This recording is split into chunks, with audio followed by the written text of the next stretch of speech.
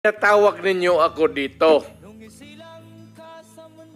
Hindi ko kayo pinipilit na maniwala sa akin. Makinig kayo kasi ako galing talaga sa baba. At itong lahat na ito dumaan sa akin.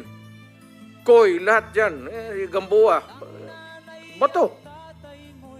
Makinig kayo kasi makinabang ang bayan natin. Hindi ang yabang ko dito, ang bayan ang makinabang natin.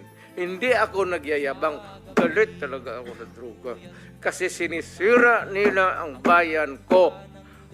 Ang mahirap dyan, ang mga anak.